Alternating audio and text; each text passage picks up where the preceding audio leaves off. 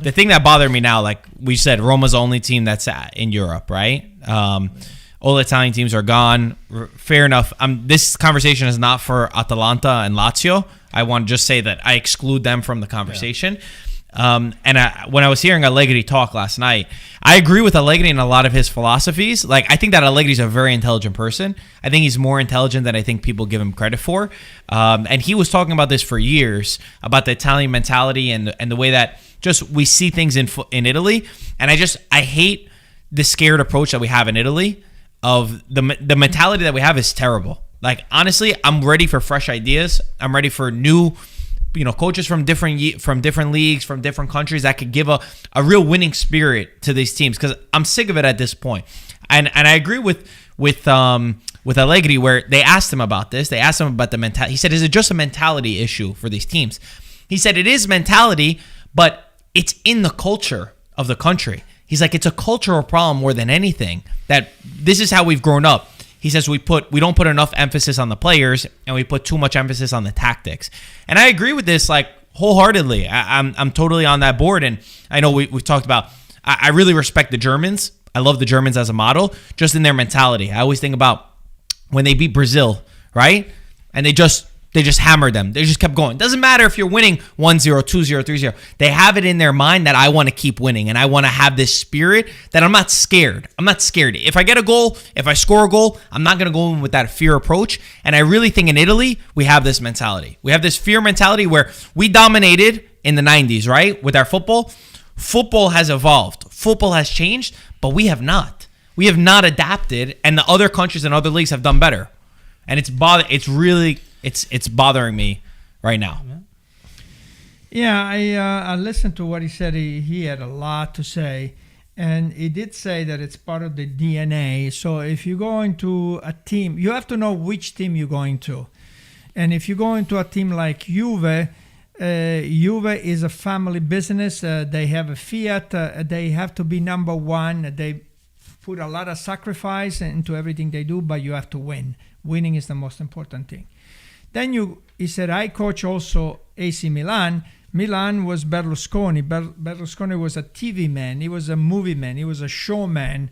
So when you go to AC Milan, it was different. There's more of a show. Now, between Real Madrid and Barcelona, even though he hasn't been there, but you get the feeling from Fabio Capello that when you get to Real Madrid, as soon as you open the door and whoever's sitting there at the desk, they make you believe this is the best team in the world. You came to coach the best team in the world. And everything around them is you have to be the best in the world. There's no other way around. Then he talked a little bit about also Man U. If you go to Man United, you have to learn the team. It's not possession of the ball back and forth and back and forth. They want to see the ball inside the box. 3-4 passes and the ball's got to be in the box. So he says you have to learn about that. And when you talk about Italy, yes, it is a culture. It is a cultural problem. First off, the 90s Italy, we know already. There was an Italian team in every Champions League, European League final, yeah. Right? Even a Sampdoria made it to a Champions League final in, I think, 92. So, and they had Mancini was playing. But going off that point, like, yes, the players, there were a lot of great Italian players, and those golden days of Italian players. Maybe we don't have those creative number 10, number 9 type players as we see. Italy's lacking that exact player. But we have a lot of good players. And I think there's a sense of arrogance between the Italian culture, soccer culture, football culture, where tactically we're superior, coaching-wise we have the best coaches. And when you have that, when you already reach the top, then there's no room for improvement. There's no room for growth. And I think that's as far as a football culture, that's a problem, because now you already feel like you're superior. Then we can just focus on this tactics, and they could have the best player in the world. We'll be able to figure out how to beat them. And it only works to a certain extent, especially like you said, the game is changing. It's more modern. It's quicker. There's less stoppage.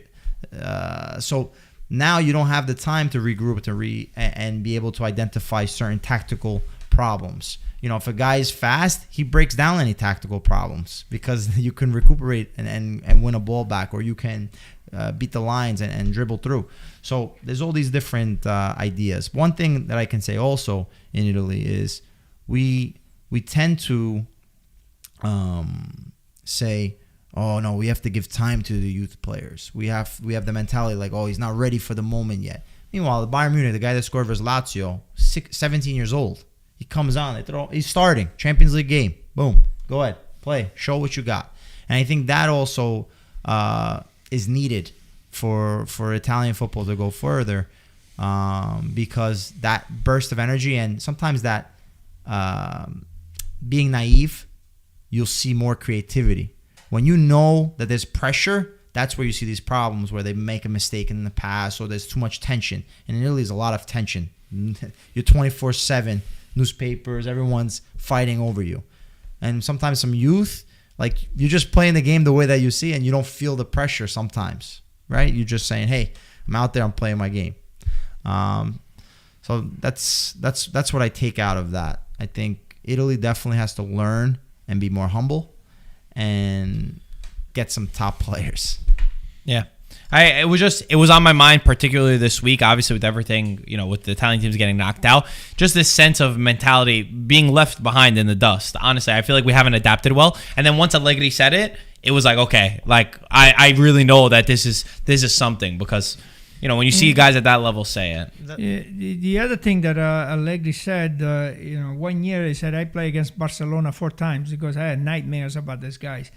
He goes, they go 100 miles an hour. He goes, the ball moves so fast that every time you get to one of their players, you're late.